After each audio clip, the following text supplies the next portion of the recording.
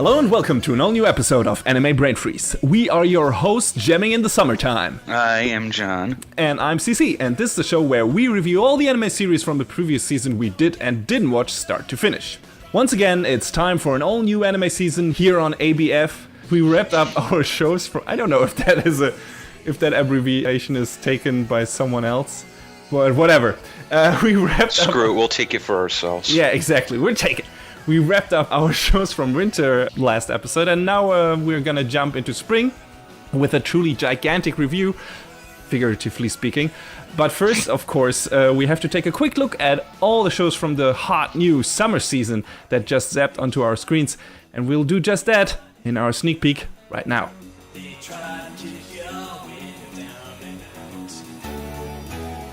So again, we got a bunch of new shows that we checked out this time. I think last time, John, you had more than I did, and the one before that I had more, and now this time around I have more again. So I don't know how we do it, but it's always switched for each new season. Yeah, I feel like I had maybe one or two more than the last time around, and this time you've got like, 4 or 5 on me? Yeah, because I got crazy and just checked out even the mediocre sounding shows. And what good that did me. Anyway, I think we should start with the ones where we are sure that we're gonna immediately drop them. And why don't you tell us about the shows that you only watch one episode of and were like, nah, that's enough for me. Sure. Let's start off with a real winner, like Hajimete no Gal. So it's all about this guy Junichi and his loser friends, like really losers, like, oh my fucking God, you wouldn't believe that they want to find love and get with a girlfriend, and then they kind of egg on Junichi to ask out this girl Yukana, who is like the trendy, popular girl, and for some reason she says yes, and they go on to form a relationship. And so it's a fantasy anime, and there's nothing charming about it because all of the male characters anyway are just disgusting horn dogs. And like, what really killed it for me was there's one character who's like going on about elementary school kids, and I'm like, fuck no. Sound the sirens now. I'm getting the fuck out of here. Welcome, take a seat.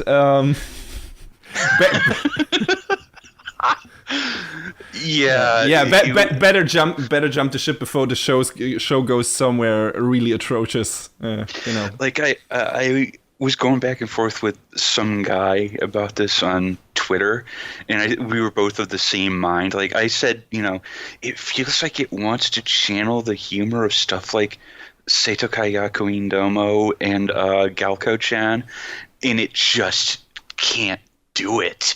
It like just shits itself and says, well, here, this is what you get. Here's what you got. And I'm like, nope, bye. The other show that I dropped was Nanamaru Sanbatsu, Fastest Finger First. That sounds ridiculously dirty. The name sounds that way. But it's about this kid, Shiki Koshiyama. He's a bookworm, doesn't have many friends. That's going to become a theme in another show I'll talk about later on. Mm-hmm. On the first day of school, he's urged to try joining the quiz club so he can put his book smarts to the test because, he's very book smart. He's very intelligent. And his goal becomes to apply his knowledge to these quiz bowl competitions and to answer questions as quickly as he can. And the actual name of the show, Nanamaru Sanbatsu, is literally translates to 7 right, 3 wrong, which is, I guess, a Japanese quiz bowl rule where you win if you get 7 right and you lose automatically if you get 3 wrong. So, it's kind of neat how they work that into the name like that. What kind of killed it for me is, number one, it's kind of boring, which is unfortunate because I thought it'd be fun. And number two, one of the voice actresses for one of the other characters is just reading the lines off the page, and there's no emotion. It's like I sat there and I got to the end of the second episode and I was like, can I take 10 more episodes of this very subpar performance? No, I can't. That's a shame. It really put me off so much that I was like, nah, I can't keep going. That also happens very rarely. I feel like Japanese voice actors always are on a really high level and do a really good job. I can't remember an anime where I was like, man, this voice work really sucks. So, yeah, and I mean, I feel that way too, but I'm just watching it and I'm like, her delivery is so just flat all around. And she's like a key main character, and it's like, is that part of her character, that she's like so good at these quizzes that she's like, okay, I can just dish those answers out without a problem. It's Well, I mean, in the animations they show, she's very emotive and whatnot. Oh, okay. So right. There is a clear mismatch. Okay, well, that's a shame, unfortunately. Like I said, this seems like it could be, at least interesting, and then it just turned out to be not what I was hoping for. What's the one question though? One last one. What's up with the fast finger thing? Do they have to like quickly raise their hands or something, or hit a buzzer? Yes, the fastest finger refers to being able to buzz in as quick as you can to answer questions. All right. One of the things that they emphasize, and I think was actually kind of interesting, was they talk about where is the cutoff on each question where you can figure out you already know the answer. All right. Yeah. And I don't know if it's some made up bullshit statistic, but they say in there, the difference between being able to buzz in to give a correct answer is something like 0.01 seconds, and that sounds like a made up stat, but it probably is. But you never know. It could be. I'm not a statistician. Mm-hmm. Good for you. Good on you. I don't know. Anyway, okay. I also dropped a few show instantly. John had 2, I have 3. So the first show I checked out and was like, no, not for me, is Dive, which, as the name implies, is free, but with divers instead of swimmers. So I like free a lot, and I'm always willing to give shows a chance who seem to go for the same bullet points, even if I'm not their target audience at all.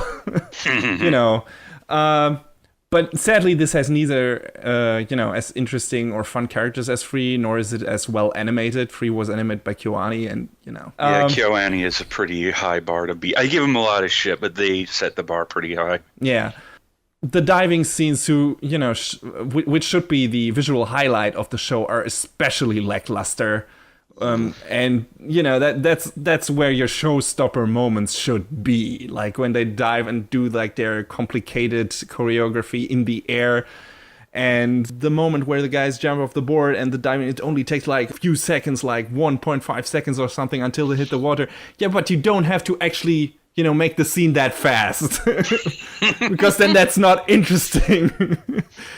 Put your slow-mo there and show the difficult choreography and the characters, having trouble doing that and everything. So I don't know. It's just not interesting. It's boring. And the rest is just standard fare. There's this guy trying to be a diver and trying to be as good as his idol diver. And then he's got a girlfriend that for some reason he didn't meant to, be in a relationship with or something. I didn't really pay attention from a certain point on because it was just so boring and visually uninteresting. I was like, okay, it just, I don't care. There's nothing here for me. I mean, if you just want to see some pretty boys with speedos jumping into the water and nothing else, maybe give it a look. But if your interests go beyond simple bare bones Fujoshi bait, it's pretty safe to say you can skip this one. So the next one is, I don't know how to pronounce this. I didn't look it up. It's 18if. Oh, yeah. So this is about a boy named Haruto who wakes up in the dream world of a girl who in real life is suffering from sleeping beauty syndrome. So is basically in a coma. And in her dream world, she acts as a witch who is always in search for the cutest things or something, and transforms creatures in her dream and everything, and is like this despot and everything. And to wake her up from her, eternal sleep, Haruto has to kill her in the dream world. So all this is explained to him by another girl who claims to be his sister, and a guy in the form of a weird cartoon cat who apparently is researching dream worlds on his own. So all this is really weird stuff, and that made it interesting for me, like reading the setup and everything. Gave me a bit of Persona 5 vibe, because that's a game I just played, and it's also about like a cognitive world where you basically go into the inner like thoughts and mind of characters, and those worlds are created by the characters unconsciously and everything, and have like weird distorted versions of themselves and their surrounding and the people surrounding them and everything. So I was like, maybe this is something like that in anime form, and it kind of is. Yeah, it kind of is, but not. It's not really interesting. If the dream would look creative and cool, I would have stuck with it. But at least I would watch a few more episodes to see where it goes. But it's animated by Gonzo. Ooh. So yeah, it looks really boring. It looks really flat. Like the shading is like really flat, and like I said, I just played a massive RPG that does a really good job at playing around with this concept of a cognitive world. Probably does a much better job than this show ever will, at least judging from the first episode. So I'll pass on this one. If the setup sounds interesting to you, I don't know. Maybe check out the first episode, but I'd say play Persona 5 instead. I guess. Anyway, moving on. So the last one show that I immediately dropped is Altair, Record of Heroic Deeds, or I forgot the full title. Yeah, Record of Battles or something. Yeah, exactly. I remember kind of looking at this before it started airing, and in the interest of keeping my sanity, I decided to not watch it before it started. Yeah. Because I am checking out so many other things. Yeah. Yeah, well, I was interested in it just in terms of setting, because it's set like in, I don't know if it's a fictionalized version of Turkey. I don't know how much true history stuff is in there, but that's just a setting that doesn't get used so much in anime, and I'm always on the lookout for those where it's like, okay, this is not another anime set at a Japanese high school. This is, somewhere that is different. So, and that is different. The problem is, we already had that a few seasons ago with A Heroic Legend of Arslan, which was set in a fictionalized version of Persia. And, this is also kind of in the same vein. Young boy who just has become the youngest pasha in Turkey, and he tries to stop his country from slipping into war, and he's like kind of not really a genius, but he's he's really clever and everything, and that's really, there are some really, really close parallels to Arslan.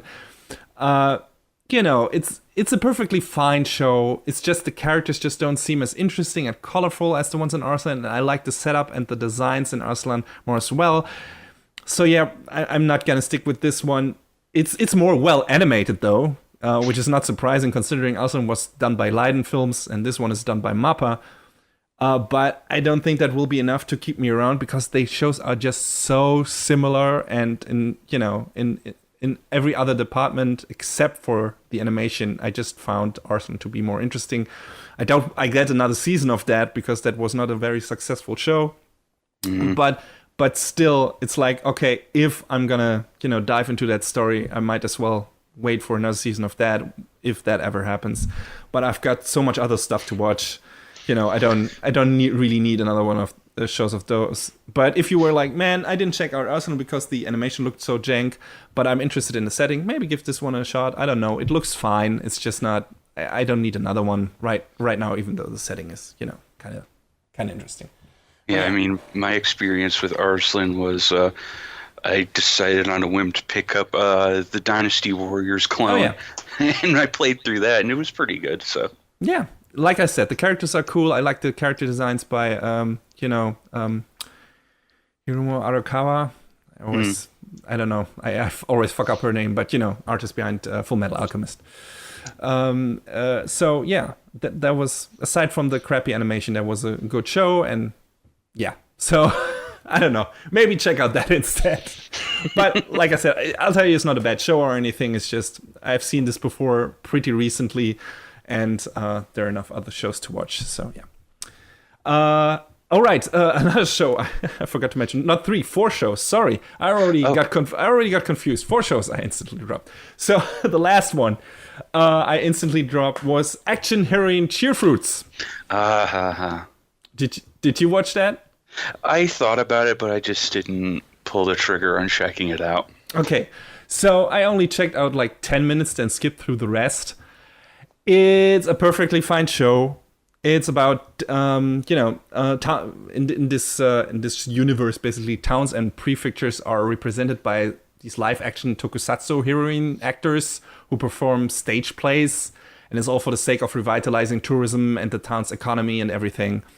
So when one of the most popular heroines has to cancel her appearance in one of those small towns, two girls that live there take it upon themselves to organize a stage performance for one of the girls' little sister, because she's like this big fan of the heroine who couldn't make that appearance and everything.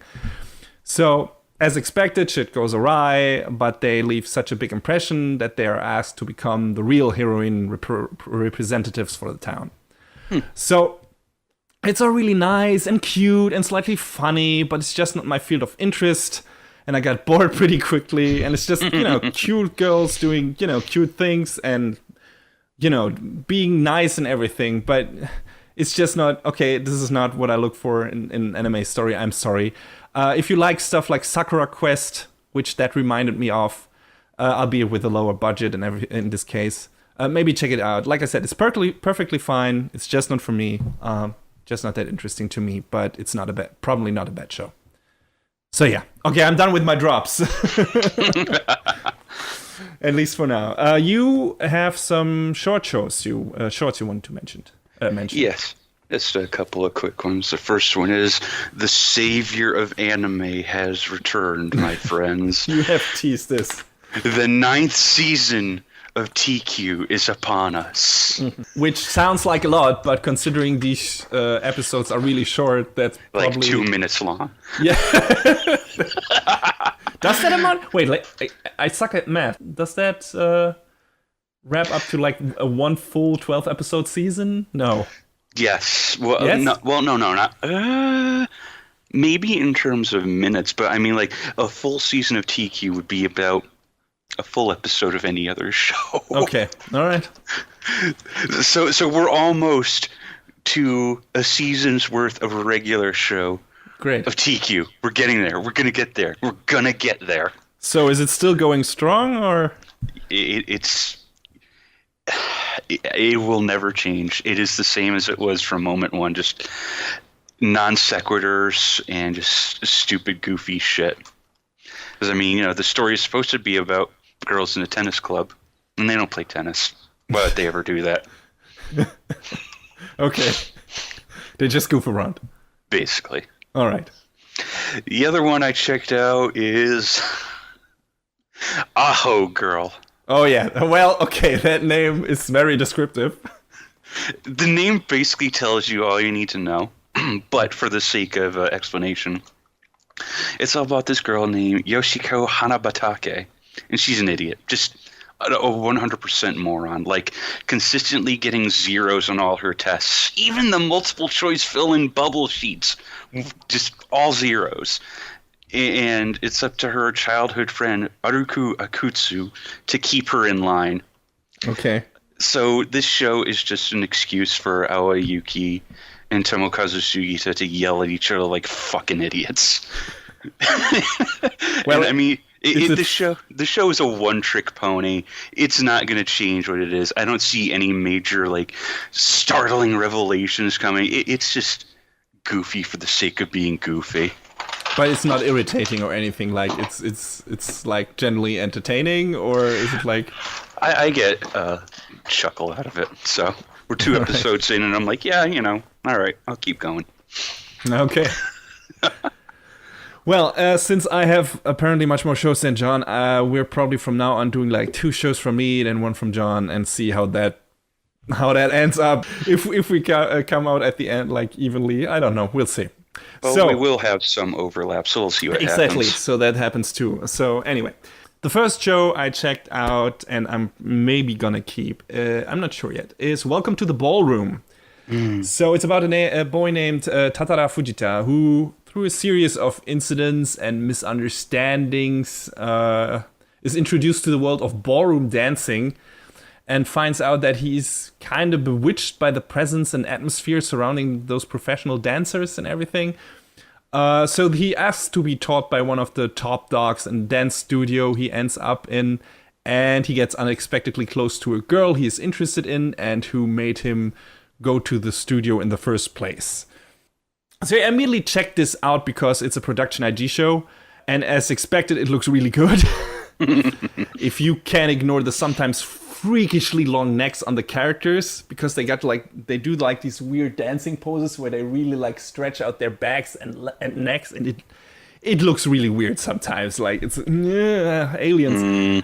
But otherwise the designs are super crisp, and they're done by the guy who adapted the manga designs of Haikyuu to anime. Huh.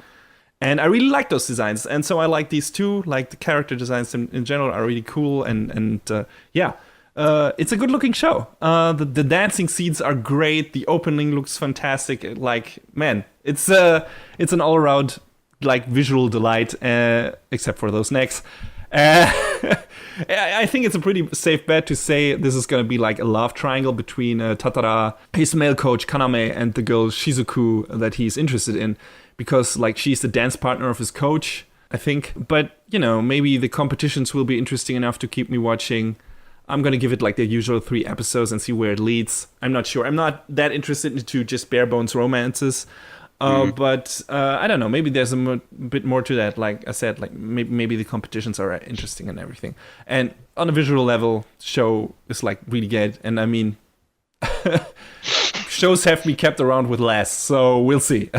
The next one I checked out, also visually very appealing, is Katsugeki Tōken Ranbu.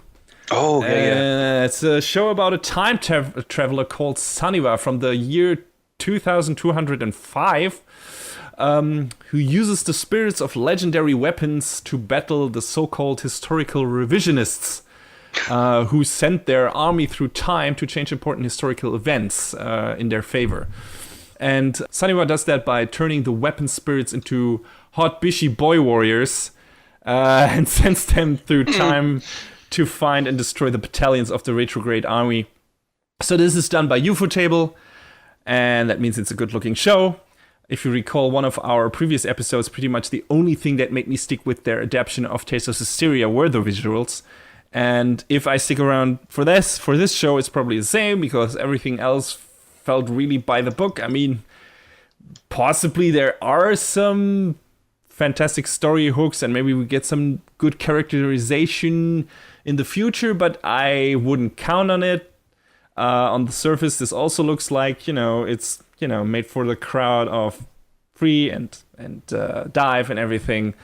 Well, there is a reason why Tōken Ranbu is referred to in shorthand as Sword Boys. Yeah, exactly. This is based on an online card game. So, like I said, I'm skeptical. I mean, I have been surprised before, but I'm gonna remain. Those shows. I think Rage of Bahamut was also based. Like, I don't know if it was based on a card game, but it was based on a mobile game. But it also turned out to be a really cool show with a really neat story and good characters. So I'm always willing to give a show the benefit of the doubt, despite its origin. But yeah, I'm going to stay skeptical for now. Maybe, again, the visuals alone will keep me engaged, like they did with the Hysteria. But we'll see.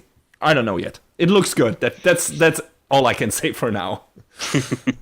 So yeah, John, what's the first show that you maybe, possibly, probably going to keep around? Well, I'm only 1 episode deep into it because it started late. Actually, there's a couple shows on my list like that, but anyway. Yeah, there's also a lot of shows that haven't even started yet, like the Marvel shows, for example, like that Avengers thing and the, I forgot, the Revolution or what it's called. Yeah, I forgot that really hasn't started yet. Wow. No, the first episode is going to hit like in I don't know 2 or 3 weeks or something. I don't know what's up with that, but wow. So anyway, the first one I decided to look at is Princess Principal. Oh yeah, I also checked out that show. Oh, okay, cool. So it takes place in 19th century London, and there's this wall that divides the east and west sides of the Kingdom of Albion. So, you you can bring in all your Berlin Wall parallels right from the get-go. So on one side of the wall is the kingdom proper, and on the other side is the Commonwealth. And there are these 4 girls that are enrolled at the Queen Mayfair School, and they engage in espionage to help ferry defectors over the border. And they operate with these code names. As far as I can tell, we haven't really learned their actual names. I think that's kind of neat. Mm-hmm. They got all sorts of gadgets and whatnot going on. Like they had this access to this gravity-defying mineral, I believe, called caverite. Which is like the setup for the whole story, why the country, like the Empire of Albion, is split, because it caused like this political unrest and everything, because there was this power monopoly due to the resource of that mineral and everything. Yeah, it's interesting. It lends itself well to action-packed scenes and characters doing moves that they shouldn't be able to do. Yeah. So the first episode has them take you on a mission, but their client isn't completely truthful with them. Yeah. And the situation calls for the girls to change their methods, and certain things happen in ways that they weren't originally planning on. So I kind of feel like, just from the first episode alone, this is like the first spy anime I watched in a long time that more successfully manifests what it's trying to do with itself than other ones. Like a while back we watched Joker Game and we felt like it was a muddled mess. And even though there were light elements of espionage, it just didn't really feel interesting. Whereas with this, we have these characters with these code names, and they're acting undercover, and they're trying to do all these crazy things. And I just feel like it, from this first episode anyway, it feels a bit more interesting. Yeah, Joker Game had a much more realistic approach to the whole spy thing, while this is, the flashy James Bond version of spy thing, which makes it, just in terms of visuals and in terms of pacing and everything, much more interesting. Mm-hmm. And it's on the outside, it's pretty cool, steampunky spy action show, with a cool visual style and everything. This late 19th century stuff, the cars look cool and everything. It looks all very old. But what I learned about the show, which made me incredibly happy, which might be a downer for you though, it's apparently written by the guy who is responsible for one of my favorite trash fests in recent years, and that is Valvrave the Liberator. So for me, that is the reason to stick with that show. It should be a reason for me to drop it, but I want to give it a chance. Yeah, in the first episode, there are already some pretty good signs that this might become, this hilariously self-serious edgelord idiot drama I want it to be, but we'll see. Maybe it holds itself together. But I'm happy either way. I just, have this morbid curiosity where I'm like, when will this turn into one of Okuchi's usual, trash bags? Man, when is there gonna be a guy who says, I'm gonna part these bunch of students like Moses parted the Red Sea? God, I can't get over that was what he actually said. Yeah, I thought that was like, they took their freedom in translation, but no, that wasn't the script. Valvrave is a fantastic show. No! In a certain regard. About Princess Principal, though, it's animated by Studio 3 Hertz, the same people what done Flip Flappers. So yeah, I'm hoping it'll at least be very visually interesting going forward. The first episode definitely is. So we got a lot of good-looking shows this season, I think. Like really, we had last season too, but just the bulk of the shows I am interested in or I am willing to stick around for is because of their visuals, funnily enough. It's like, oh, this looks really cool. And Princess Principal, aside from, being a prospective, disaster, an interesting one, like a dumpster fire that I really want to see. It's also visually interesting. Yeah, I'm going to stick around, so we'll see where this goes. The next show I checked out is Clean Freak Aoyama-kun. So this is about this is sports anime, kinda. It's about a gifted soccer player who is also a super giant germaphobe, which sounds kind of dumb, and it is, but it's like this weird mix of sports anime and wacky slapstick comedy. I I really don't know what to think of that mix yet. I mean, the comedic timing is pretty good, and the football match scenes look good too, but I just don't know if that concept has like any serious lasting appeal as a running gag. And it seems like they're also trying to take the sports aspect seriously at the same time. I'm not sure this will work out in the long run. So I'm gonna see where it goes for a few more episodes. I like sports anime, as everyone who has listened to this show for a while now knows, is pretty much aware of. And the first episode was entertaining enough to give the show a chance. But like I said, I really don't know if the show really knows where it wants to go. It seems a bit of muddled. But yeah, it was entertaining, so we'll see. The next show I checked out, and I think after that we're gonna go back and forth, is A Centaur's Life. Monster girls are still the rage. We had Monster Musume. We had Interview with Monster Girls. And this is another show that is like filled with certain kinds of monster people. Seems to be the next big meme, apparently. Yeah, apparently. This time around, no normal humans in the show. It's set in a world that is completely populated by different monster men and women. Where in the other shows, it was those monster people were always like this curiosity that's like, recent rise of those creatures, and they try to integrate into human society. But this time around, it's no humans, it's just those monster people populating the earth because evolution took a different course. For example, you got like cat people, dragon people, angel people, demon people. Really weird mix in terms of monsters. And of course, you got Centaur people. And our main character belongs to that category. There's not much to say about the first episode because it's basically a pleasant high school comedy with monster girls and boys. And the first episode was fun. It's separated into two parts, like Dragon Maid was. And, you got a story in the first part and then you get a little small story in the second part. And it's really pleasant. It's fun. But it also had like some kind of weird political undertones. Like there's a scene where people in suits basically like surveil a classroom lesson about history. And we also learned that centaurs were used as slaves in darker days of this world. I don't know if this is just general world building or this is gonna lead to anything and the series will make like a hard turn sometime in the future. I kind of doubt it. But I'm interested to see if this has more substance to it than the setup makes you believe. But, if you're just interested in a light, very pleasant comedy with an unusual cast of characters just in terms of their appearance and how the jokes are constructed around that, you can imagine, a centaur girl having a bit of a different set of problems in her daily life than other characters have.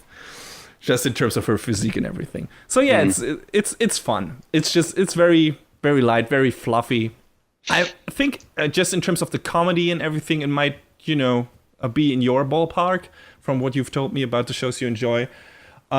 So maybe you check out the first episode or something if you want. But, that's all it is. It's just high school comedy with an, interesting set of characters and everything. For now, not much more. But we'll see. Maybe it will keep me around. I don't know. Okay. So, what's the next show you checked out? So, speaking of high school comedies, the next up on the list is Gamers. Yeah, I checked that out too. With an exclamation point at the end, by the way. Don't forget that.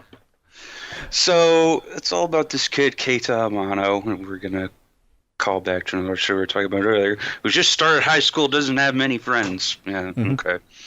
But he enjoys his time, casually playing games like visual novels and mobile games. One day he's browsing a game store when Karen Tendo, the cutest girl in school, approached him and asked him to join the school's game club. At this point, it sounds a lot like wish fulfillment. No kidding. Again, it sounds like a fantasy anime. It seems like everything is coming up Keita until he discovers he's not the only one that Karen has invited to the club. Oops, your dreams were shattered, kid. So it's not the only problem, though. This club's goal, isn't just to, relax, play games. They want to become MLG Pro, 420 no scope, 360 blaze it. Like there's one guy who's playing not Counter-Strike, and then there's a girl who's playing quite literally Guilty Gear Xrd Revelator. It's just straight up Yeah. Do they give the name for that? If you watch the ending credits, you see Arc System Works is in the sponsors. Yeah, I wonder. I wonder if they actually mention like that. Actually, say that is really Guilty Gear, or if it gets a different name like that Counter-Strike things too. They don't need to, because they show like sort of a distance shot of the TV, and I was like, oh, it looks like they're trying to make it look like she's playing Guilty Gear, and then they zoom in and I'm like, nope, that's Guilty Gear. Yeah. Kind of like how, going back to Akiba's trip, they were like, Street Fighter 5. No, it's just Street Fighter 5. It's nothing else. Yeah. So basically, Keita is like, yeah, I like games, but I don't want to be MLG Pro. See you later. And kind of, as far as I can tell, really offends Karen and hurts her feelings.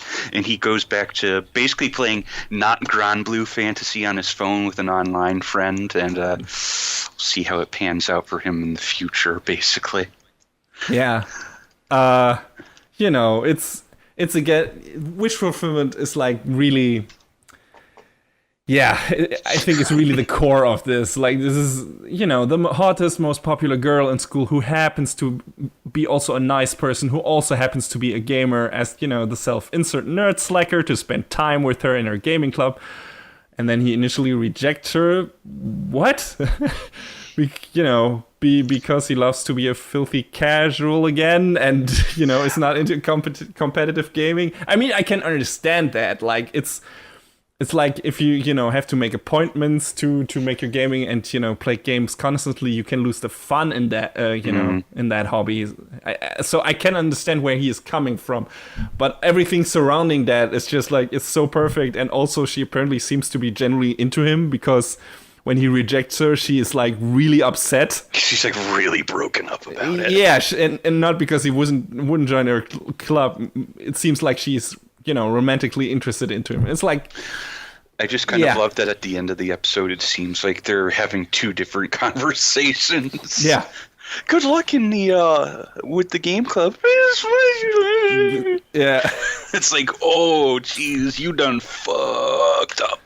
So yeah, but the comedy is not bad though, and like we mentioned, the gaming reference and Easter eggs are pretty cool, and And I feel like, as far as a light novel, self-insert, wish fulfillment, all those things sort of goes, I feel like the characters aren't obnoxious or annoying or overbearing. Like, I look at Keita and I hear what he says, and I'm like, yeah, okay, I can see that being your reasoning for not wanting to join a club that just wants to be pro.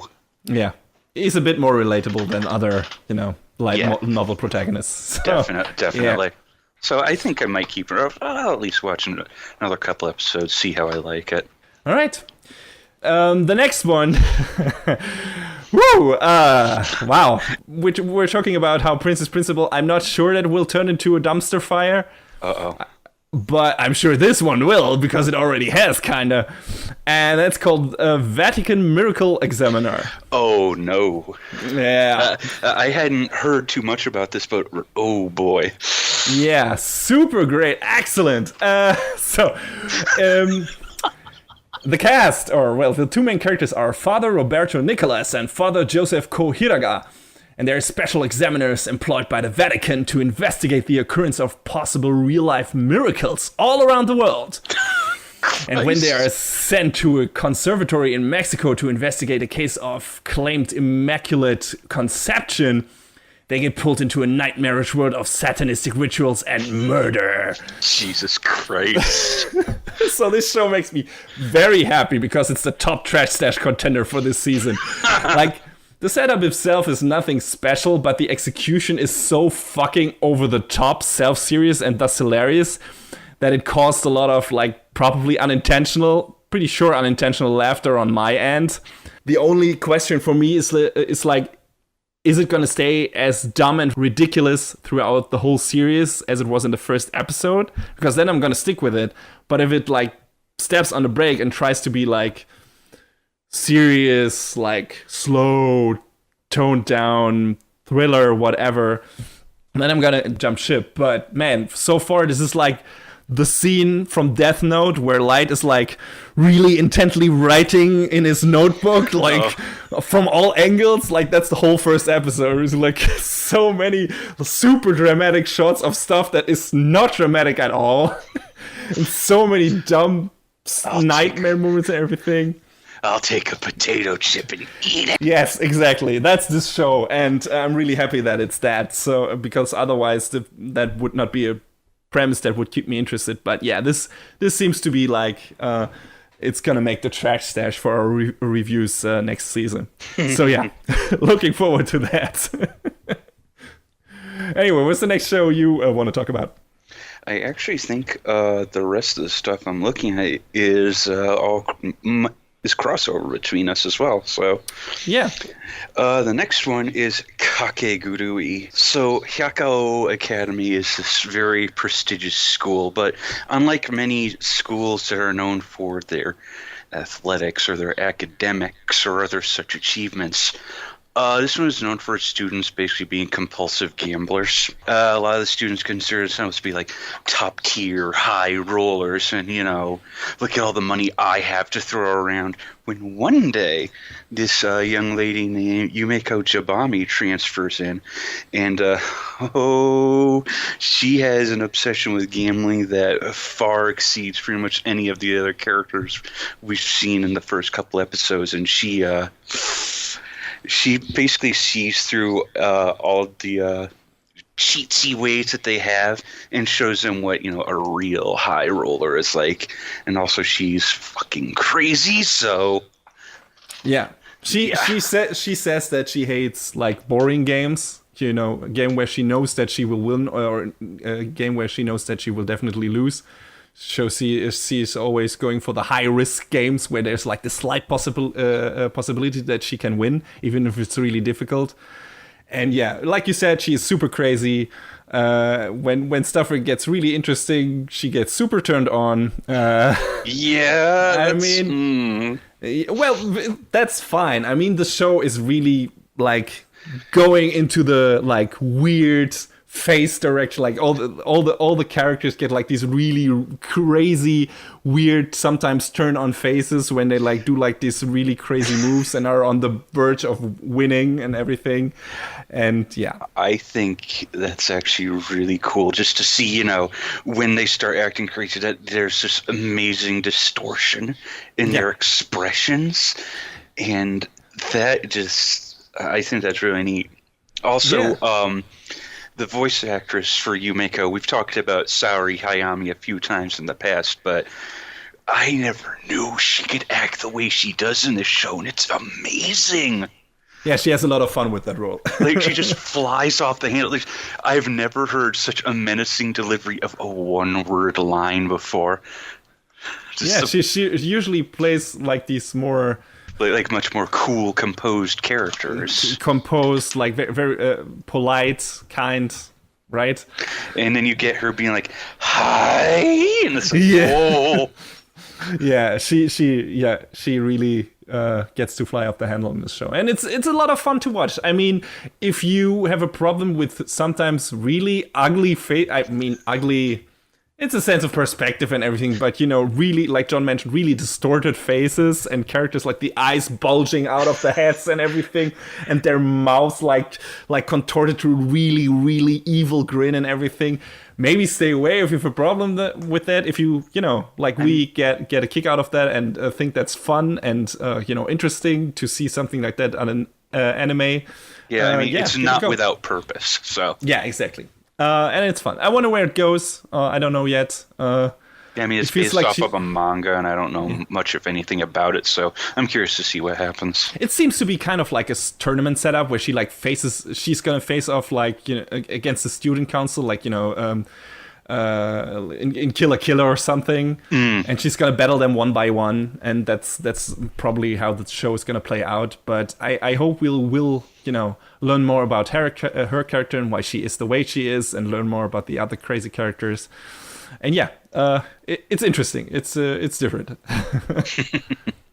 So what do you have next for us? The next show I checked out is Made in the Abyss, or Made in Abyss, sorry.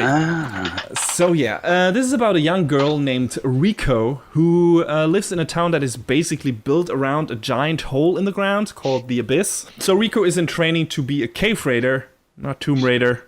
Close enough though, because cave raiders are descending to the different layers of the Abyss. You know, each like section of the Abyss has like basically a different ring and, you know, different kind of cave system and everything and different kind of monsters and stuff. And they go there to discover hidden artifacts and treasures and technology. So one day Riko, while saving her classmate, is herself rescued by a young boy named Regu, who turns out to be a robot and who has no memories of where he came from and who he is and, you know, why he's a robot and everything and who built him. So together they embark on a journey to find the secrets behind Rigo's origin and to get to the bottom of the Abyss and the mysteries that it harbors.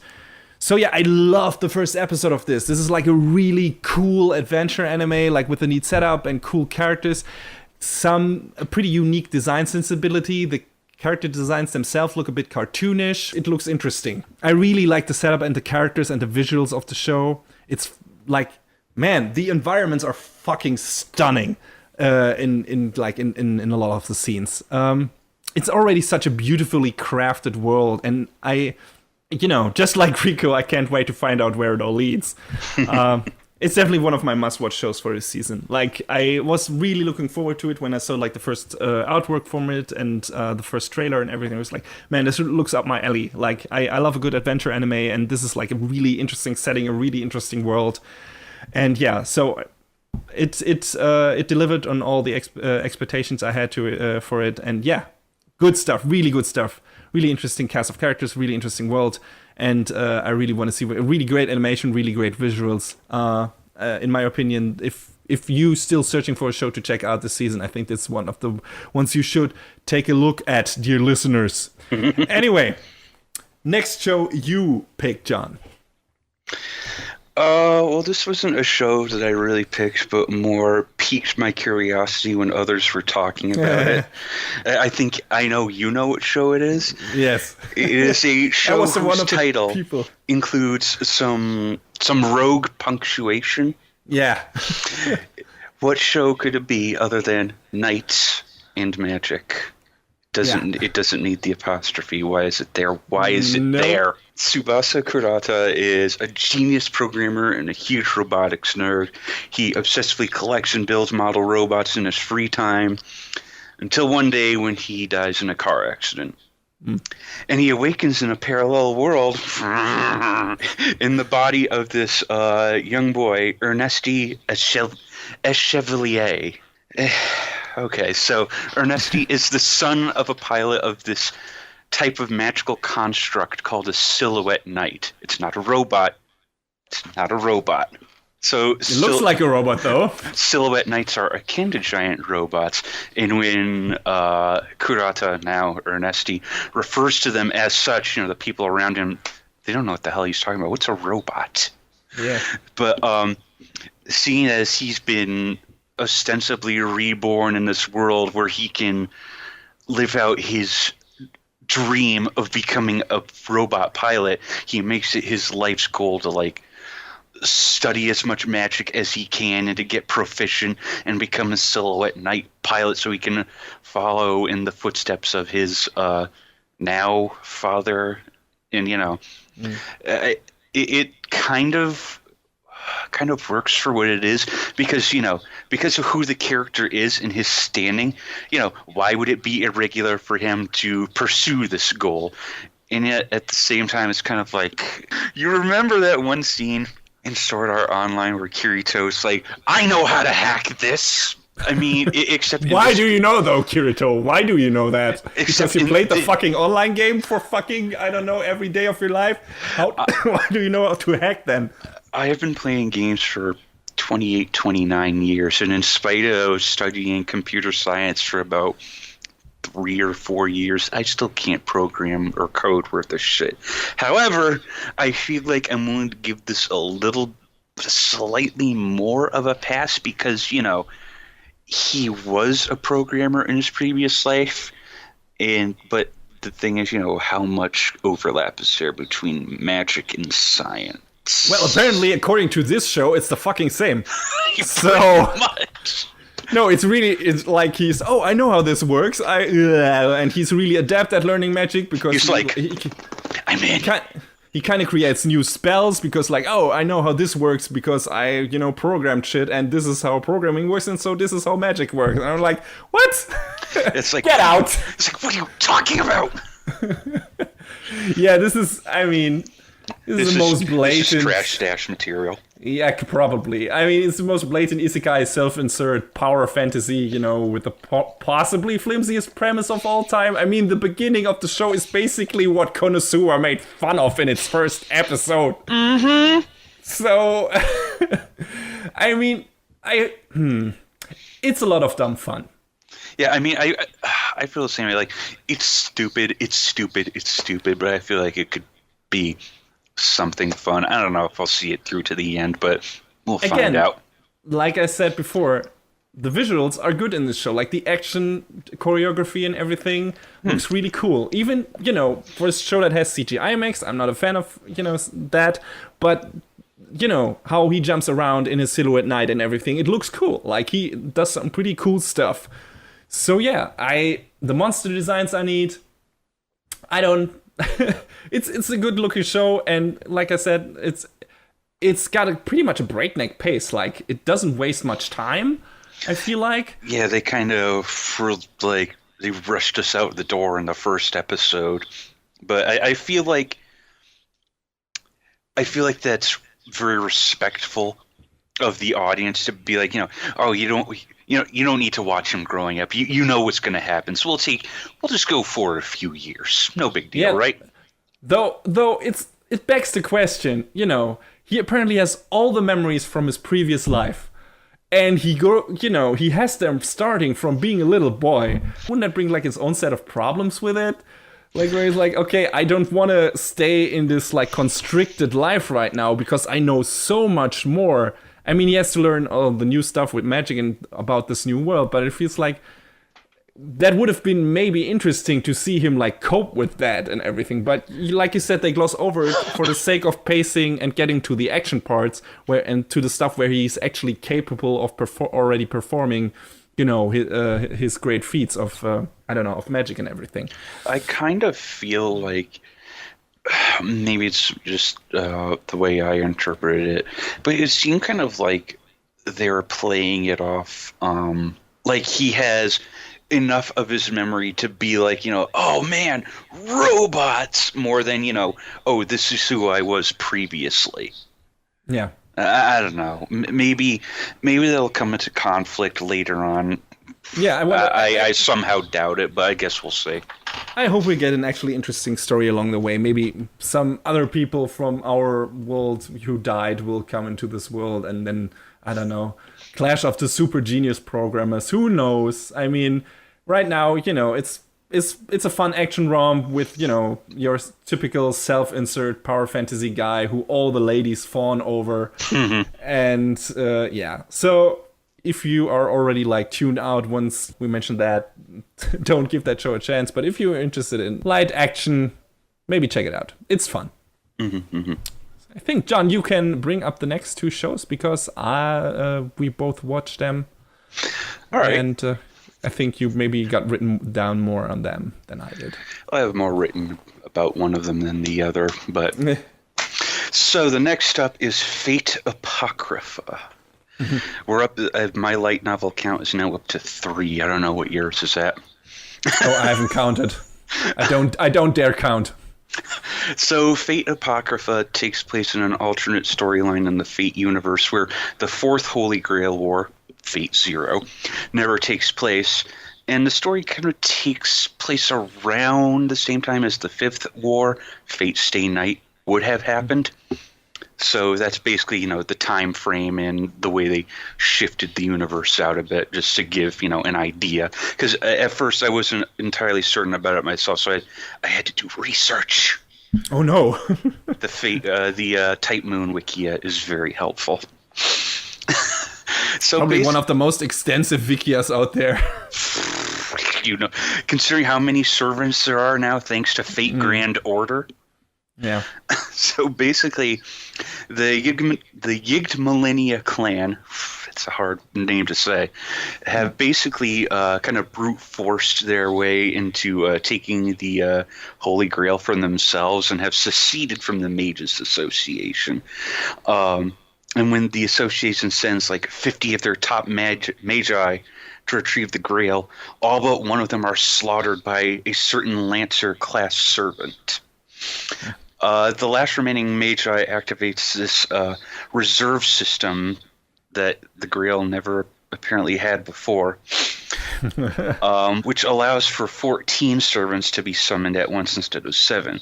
And thus begins the Greater Grail War, where two factions of masters and servants, classified as red, those who are aligned with the Mages Association, and those who are classified as black, the members of the Yigged Millennia clan, fight for control of the Grail.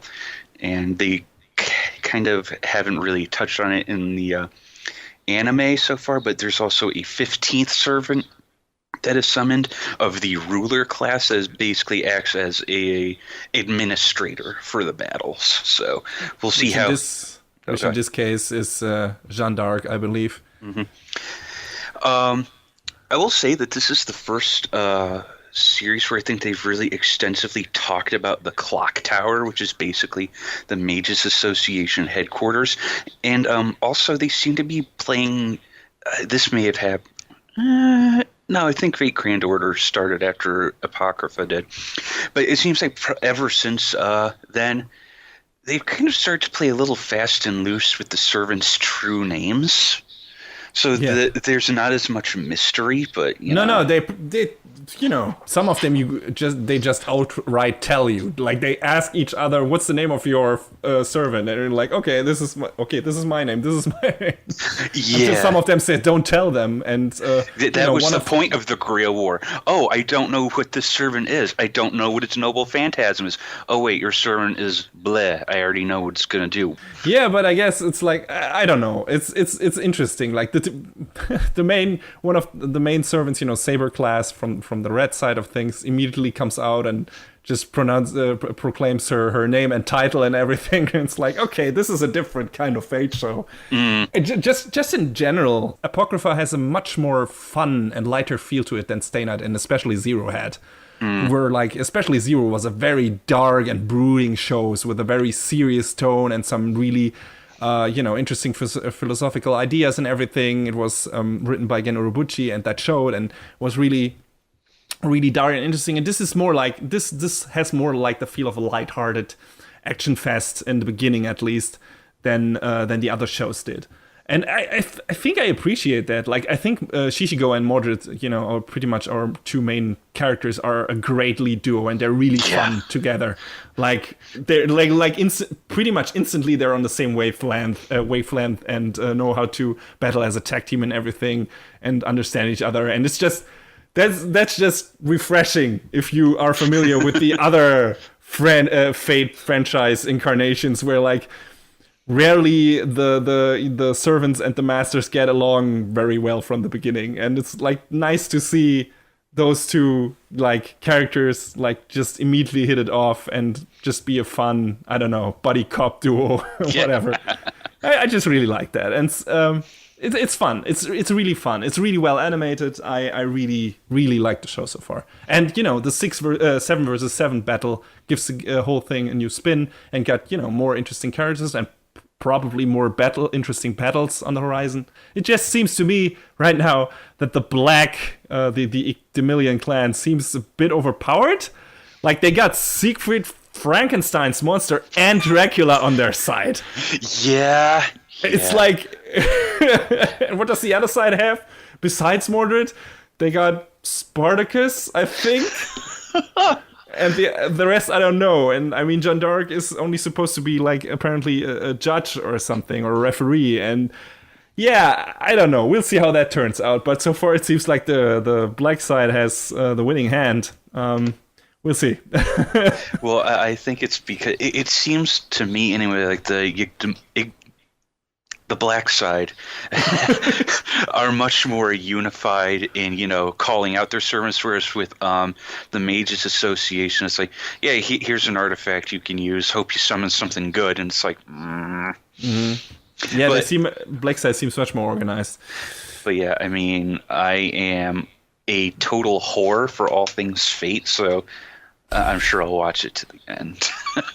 I'm pretty sure I keep with it too. I watched the last two Fate series from beginning to end.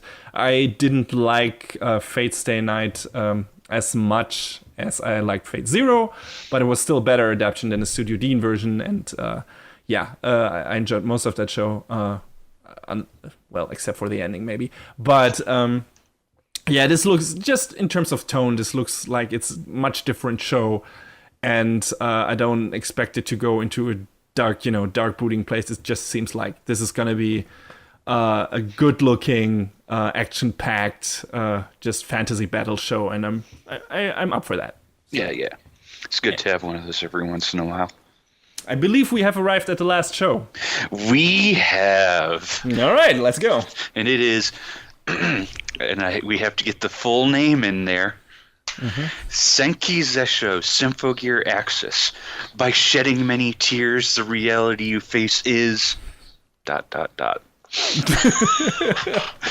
Because every Symphogear series has had, its own unique subtitle, and why should you ever stop?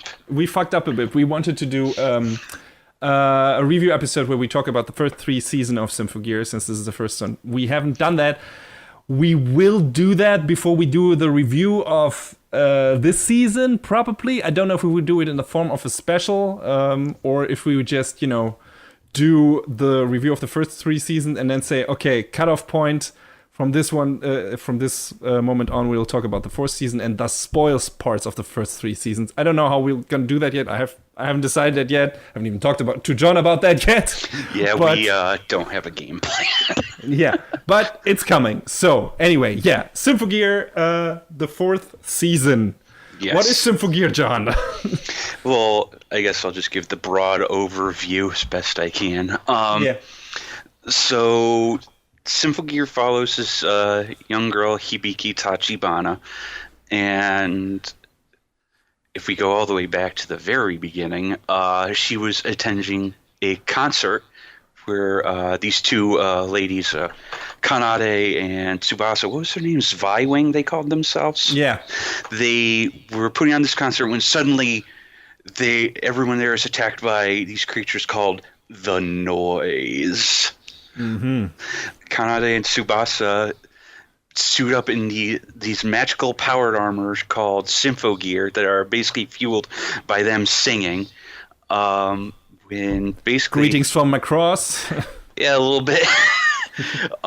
Except it's more than in Macross. It seems like pretty much every song is essentially a battle hymn. Yes, which makes it super great. So, not really a spoiler since it happens in the very first episode. Kanade dies trying to protect Hibiki from the Noise, and basically. The way the girls transform is they have like these gems, and part of the gem shards end up in Hibiki's body, and she ends up being able to harness the power because these shards are now embedded inside herself. So she kind of takes up the mantle that Kanade left behind, and she has to earn Tsubasa's trust, and there's that a lot happens. Lots of different things happen. The long term is action, music, lesbians, lots of lesbians. Yeah, definitely. I mean, in the first episode of the new series, one of the characters tells Hibiki and her not girlfriend, wink, wink, to get a room. So there you go. It's weird. It's like the show is not fully committing to outright, saying, okay, these characters are in a relationship. It's kind of like the Yuri on Ice thing. I don't know why it doesn't bother me so much in Symphogear, probably because the focus is not on that. Where in Yuri on Ice, the focus is very much on the relationship and everything of the 2 main characters. In Symphogear, that is not the focus at all. The focus is the fucking ridiculous action from beginning to end. And man, that's where that show shines so brightly. Symphogear is bombastic and great, and I love it. I love it so much. I think you came to the game a little later than I did, but when the second series, G, was about to start, I was like, oh, I've been kind of sitting on the first series for a while. Maybe I'll finally watch it. And I was like, why didn't I watch this sooner? It's great. And then I watched G as it was airing, and I've been trying to stay as current as I can ever since. Yeah. So and then after this season, there's another one. Yeah, they announced 2 new seasons at the same time, which made both John and me incredibly happy. Studio satellite saving anime. If you are kinda, I don't know, put off by the the song thing maybe, because oh no, if they're singing all the time, that's boring. Trust me, it's not. Like John already mentioned, those songs are battle hymns in every possible aspect. Like the characters when they sing to transform, like they sing a small hymn, like a small verse to transform, and then you get like this like really elaborate tokusatsu / magical girl transformation, and then like shit goes crazy. Like you get people manifesting giant swords that are as big as fucking airships. Yeah. In the first episode of this season, you get they get new equipment on their armor and just I don't know fucking super laser beams everywhere. It's like fly through the sky, and it's just crazy shit, over the top. Almost every fucking episode. Like I mean, the animation dips a bit here and there, but it's never so noticeable that it's like that it's really like detracts from the enjoyment of the show or anything. But the action choreography is so fucking good in this show. Like in really none of the seasons, like maybe story-wise, some seasons are better than others, but like action-wise, they're consistently good. Like the action in Symphogear is action choreography in Symphogear is probably some of the best in the biz, with another show that we're going to talk about in a few moments. But it's just like there's so many highlight moments and great characters. They're all really enjoyable. Hibiki is like this really interesting lead, and she is like an unusual singing voice because it's like kind of raspy. And there's also a great thing. We shouldn't like take all that stuff away from our actual review, but I have to mention that it's also a great thing that these characters, they're not like singing perfectly and then fighting at the same time. They sometimes miss their notes and stuff like that because they're so they like this is a really harrowing battle and everything, so you can't sing perfectly if you like are fighting fucking sound aliens. So yeah, I love that while they're singing, like sometimes they'll like spike on a note when they're like going in for an attack, like and it's like yes, there's really a lot of emotion in that show and really great like fist in the air and hurrah moments. So yeah, it's great stuff. So definitely, it's sadly Symphogear so far hasn't picked up by any of the fucking streaming services. Well, Axis hasn't been, but hopefully. Yeah. I've been kind of tweeting at Crunchyroll, like, when Symphogear, though. And at one point, Miles Express, he says, yeah, guys, I know you want it, and I'm hoping we got it. And looking back, they actually got GX a couple of weeks late, so maybe this weekend they'll be able to announce it, hopefully. Okay, we'll see. But yeah, if you haven't checked it out yet, might as well start at the first season. Like I said, action-wise, they're consistently good. And if you start with this one, you might get lost in all the characters because there have been a lot of characters added to the cast since the first season. But just in terms of enjoyment, I think you will get enjoyment if you start with this season. It's just you're missing out on a lot of good stuff. So yeah, definitely. We're going to talk about Symphogear again eventually. But yeah, so far, this new season is promising to be just as good as the previous ones. And yeah, definitely looking forward to more Symphogear. Yeah! Anyway, it's time for our first review of Spring Season 2017. So let's move out of this giant-ass sneak peek and get to that review.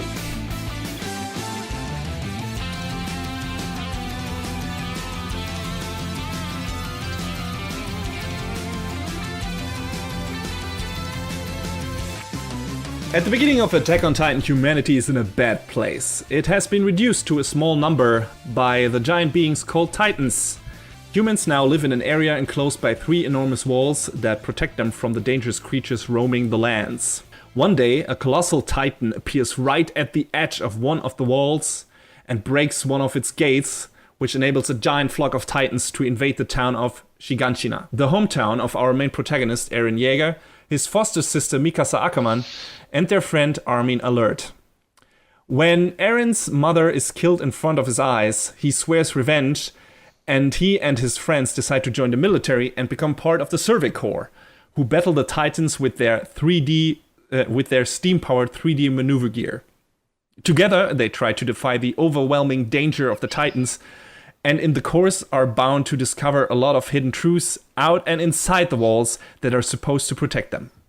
If you haven't heard of Attack on Titan up to this point and you are an anime fan, then you probably have been without internet for a long time or living under a rock or something. I don't know. Yeah, I feel like this is one of those series that's like, if you haven't heard of it, if you're in the anime circles and you haven't heard of it, I question what you've been up to. In case you have just heard of, it, haven't seen it, we will give you a broad overview over Attack on Titan and our thoughts on it. For this one, even though, the second season just aired, but we don't want to go into spoilers just yet. We will do that in our review of the third season, which has already been announced for 2018. But we still want to give you a chance to catch up if what you hear in this review interests you and for some reason you haven't checked out the series yet and, don't want to take some of the big revelations away from you already. Before we talk about some of the major story developments that happened in the first and especially in the second season, let's get into the basic thing that is Attack on Titan. So, this is based on a manga by Hajime Isayama. He started with it in 2009, and this is his first and only work so far, and it was a breakout hit. The anime adaptation was done by Studio Wit, which is made up of former Production IG members. The show is directed by Tetsuro Araki, who was probably most well known for High School of the Dead before this. We mentioned him before because he also did Guilty Crown and Cavalry of the Iron Fortress. The latter we have already reviewed in episode 13 of our show. Those are maybe not shows with the best stories, but generally really appealing in terms of visuals and especially in terms of action direction. Yeah, I mean, I think I said it back when we reviewed Cabaneri, but I feel like Araki was like, yeah, I want to do that too. And it was what it was. Yeah. But also in Cabaneri, the action looked really good. That is true. And generally, visuals. I think visually, Cabaneri was probably even a bit more appealing than Attack on Titan. Because while the anime of Attack on Titan looks good, compared to the manga, the manga designs are really rough. Really strange and rough. And, in the beginning, the first season doesn't look good all the way through as well. But, they really polished up the designs for the anime adaptation. But still, I think Cabaneri, in terms of its design sensibilities and everything, and the way they choose to, what they wanted to go for, which was more like a kind of an older 80s anime feel, it looked better. I also feel like Cabaneri had a few more splashes of color that Attack on Titan doesn't. Attack on Titan is not necessarily a drab show, but it feels more like it has more of an earthy tone, and it's not as bright and colorful as Cabaneri was. That's true. But yeah, generally very appealing in terms of visuals, like I said, and especially in terms of action direction, which is also fantastic in Attack on Titan, and probably on the surface the big draw of the show. There are a lot of amazing tracking shots of soldiers using their maneuver gear to basically fly over cities. I mean, they're using these hooks that they where they attach themselves to buildings and trees and everything. But just in terms of visuals, it looks like those people like they are flying. But there's a lot of weight behind it. You see that their body are anchored to this gear, and they have to lean into it to get far, a bit Spider-Man-ish maybe. So yeah, they fly through these city streets and between trees and buildings and use their sword-like weapons to fight the Titans and cut out pieces of their neck, which which is pretty much only the only weak point of the Titans. Like I said, there are a few rough spots in both seasons, but when it counts, man, the show delivers some truly astounding action fireworks, like, especially in the second season. There's some outstanding moments and some really good use of CG in certain parts, which I didn't expect. Yeah. It's like there's one scene, I won't give too much away, don't worry, but where they basically use like a CG version of a Titan, which in itself wouldn't look so good, but since this is a very slow moving Titan and everything, they can like use that CG to give more freedom to the camera, and so you got like these really long tracking shots of the scouts using their the Survey Corps people using their maneuver gear to fly around the Titan and like run on parts of his bodies and everything. It's like this really wild camera and everything. It looks really good. So yeah, really, really cool show in terms of action choreography. No complaints there whatsoever. The story is also pretty cool. There are a lot of mysteries set up in the beginning of the first season. Like the origin of the Titans, the whereabouts of Eren's father, who the irregular Titans are that seem to have like these special abilities and everything. It's got kind of a Lost vibe to it in that way, like that there are a lot of questions opened up in the beginning, and every time we get some answers, there's a whole bunch of new mysteries thrown at us. I think you said, John, when the second season started, when it's like the first episode, when you watch the first episode, I already have so many questions. I forget how many episodes in when I said it. I was like, I have way more questions than answers. Yeah, and that's kind of how the show starts. And you know, like I said, you get some answers, but then you get a lot of new questions. But different from us, the rate at which we get answers in general is a lot higher. I think like the pacing in the first season is a bit slow at times, but around the last third, there are a lot of revelations. And especially the second season drops a lot of out-of-nowhere bombshells on our head. And it's like, okay, this is what this was all about. Okay, this is how this all happened. Oh, okay. And we get a lot of answers. Like I said, especially the second season delivers on a lot of those promises and, interesting answers. Again, new questions, but you always get out of certain episodes being satisfied because some of your most pressing questions have been answered, and even if there are new ones on the horizon, you get the feeling like, okay, they've already answered all of this stuff. They're gonna answer those questions too. So it's like, all right, and those answers were satisfying. So maybe the answers to the other questions will be satisfying as well. So that's how the story keeps you always engaged because, this is mostly an action show, but it's also a mystery show.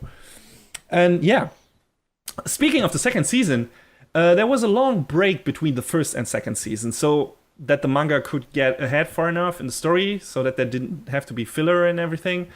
Did you find it hard to get back into Titan after all this time? I don't know. Did you watch the first season when it aired, or? When it aired, yeah. Honestly, I feel like I was able to just kind of jump right back into it. I mean, I feel like there were a couple of things that I probably should have gone back and rewatched the first season for, but I mean, I will say this. They didn't waste our time with like any stupid recap bullshit or anything like that. I think Isayama has more respect for his audience than most other creators do. So he was just like, "Here we go. Let's go. Get moving. You're gonna hit the ground running." Yeah, I don't know how. I haven't read the manga, and I don't know how much they shifted around certain events to make them flow better in the anime. I think they did some of that, if I remember some of the comments in regarding to the second season correctly and everything. But definitely, like the second season hits the ground running. Like, it's really, okay, the first season stopped here, let's get right back into that, right to that like moment that opened up a new question and try to answer this and, deliver on that and everything. So it's like, okay, if you haven't watched any of Titan before, you will be completely lost. Yeah, you won't know what the hell's going on. Honestly, I hope they do it with the third season next year, just to keep the momentum going. I'm pretty sure they will. I think Hero Academia did pretty much the same thing, right? Yeah. With the second season, it looks like very, very short recap, and then immediately we go to the next thing, and that's good. Like, no time wasted. I mean, new stuff, that's what we came for. And if we want to watch the old stuff, we can always go back and watch it on whatever, on Crunchyroll or on Blu-ray, on DVD, whatever.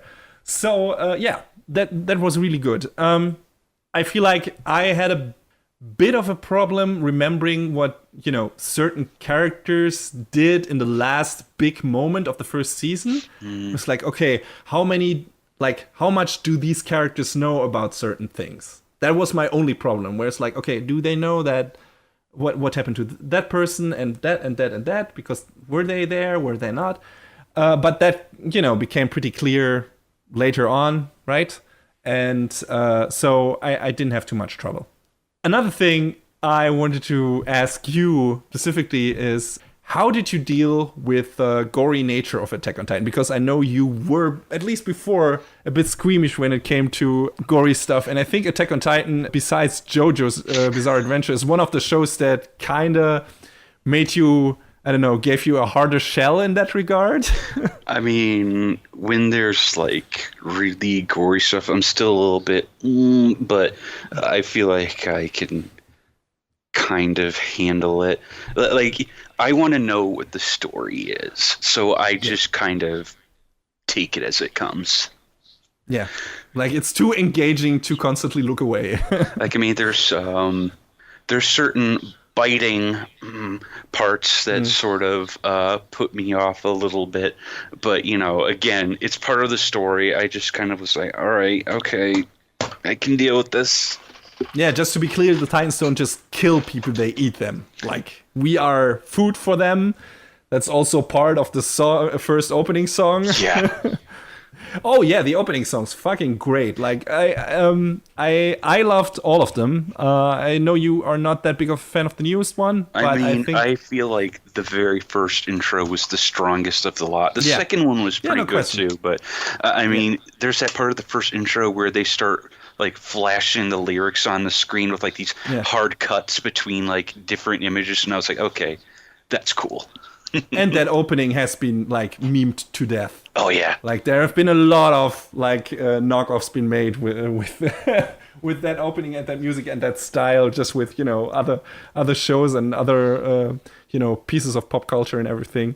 So that was entertaining. So definitely. I also like the newest one. I thought like I really like where it gets like slow in the middle and then like it really gets pumping at the very end and delivers some stuff, some promises that haven't been fulfilled yet, just in terms of what happens in the show, because there's some scenes happening at the very end of the opening, and we don't really see that in the second season, and it's like, okay, that's weird. But still, I hope there isn't too big of a spoiler from the opening, and it's not going to take too long for the show to get there, but we'll see. Apparently the ending to the second season was much more spoilery if you know what to look for. So that's why I skipped it. It was also really weird. Yeah, I have no idea either. I mean, I watched it once, and then a couple of our friends were saying that, so I think we both made the conscious decision to avoid it.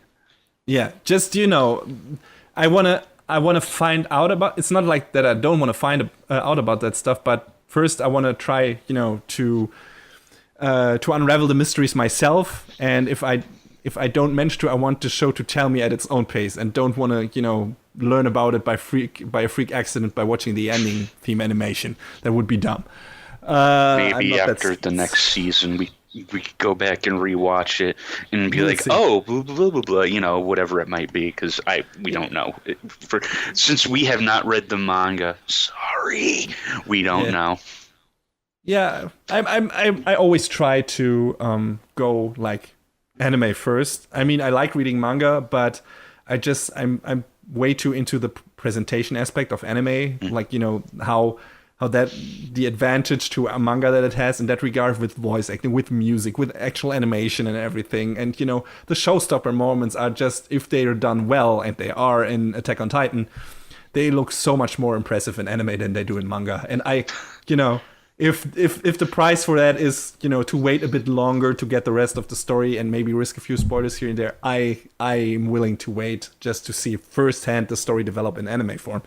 it's just like that. Yeah, I mean, I wanted to start reading the manga after the first series because we didn't know how long it was going to be between. Yeah. And a friend of ours was like, "You're going to wait," and I was like, "Ah."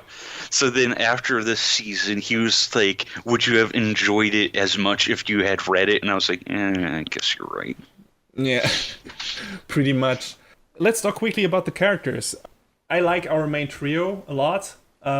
I love that Mikasa is the muscle.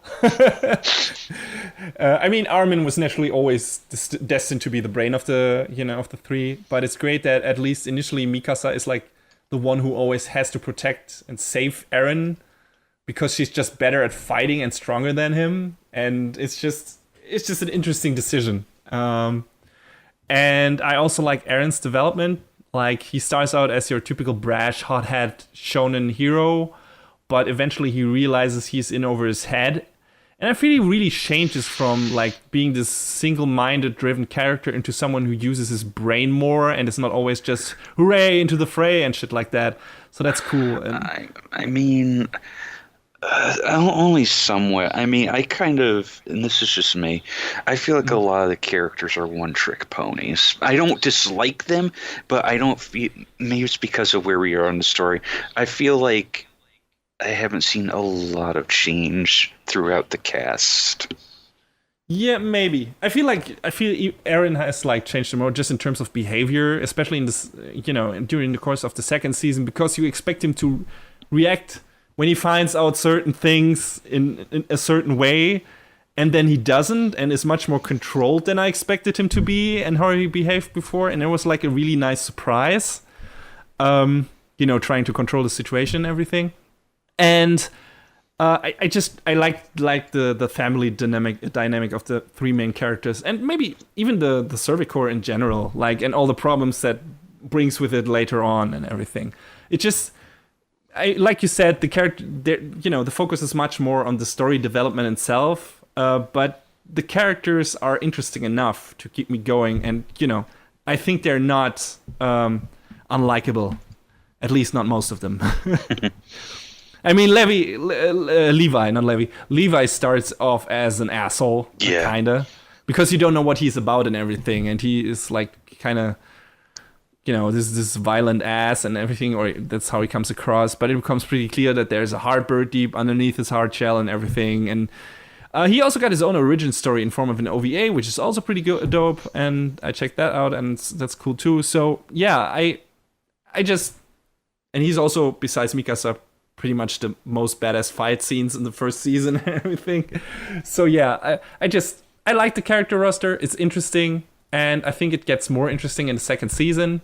They get away a bit more from your standard shonen archetypes in that than they did in the first season, in my opinion.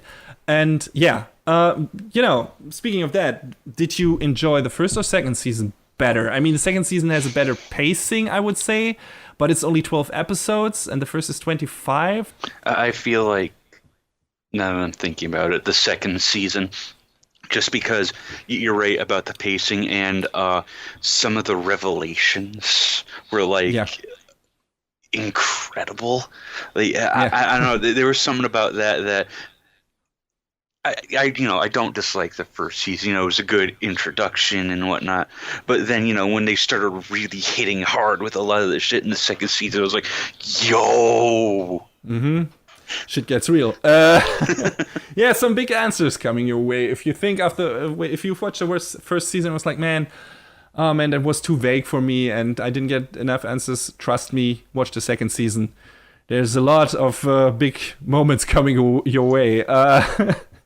I mean, it's been 4 years between the two seasons, so I guess I can understand it if some people like dropped off and like lost interest after it took them so long to deliver the second season. But I would still say it's really worth to check back with that show, even if you think, oh man, I've forgotten too much. I mean, just rewatch the first season. I mean, there's also the compilation movies, right? Yeah, sure. I haven't checked those out. Those are, often those are hit and miss. I don't know how good they are in case of Attack on Titan. But yeah, if you don't have the time to watch the full first season and you want to catch up, check out the compilation movies. That's a good recommendation. I also like that Isayama outwardly said, we're waiting, I'm waiting for the manga to get further ahead so that we don't have to waste your time with filler or recap or that. And again, I like that he's respecting the audience that way.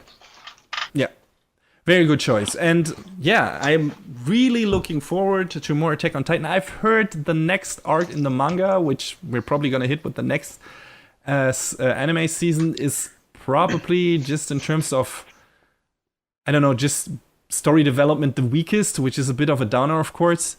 But maybe they will make it more interesting by, again, mixing things up a bit with the adaptation. Maybe we'll get more episodes with the next season again to make up for that with a stronger second half. I don't know. Well, going back to our two friends again, they were saying that in the preview video that they dropped after the second season ended, that there were scenes in there that imply season 3 is going to be a bit longer. So it might be going back to like 24, 25 episodes. So that, because there are things that they showed off that happen after the arc that is coming up immediately. So that hopefully means good things. So yeah, Attack on Titan is a really engaging and fun extra. Well, fun, sometimes really depressing and horrifying. yeah, fun. But yeah, really engaging overall. Cool story, definitely really impressive action beats and everything. We'll hopefully get all of the answers eventually, and I hope they will be as satisfying as they were until now. I don't know. But the show right now is thrilling enough to make me want to find out for myself. I think, John, it's the same for you. Definitely. I'm looking forward to more of it. So yeah, if you haven't checked out, for whatever reason, if you haven't checked out Attack on Titan yet, please do. The first season is really good. The second season in parts is even better, in my opinion. Definitely. Attack on Titan, one of the breakout hits in the past years, and I'd say rightfully so.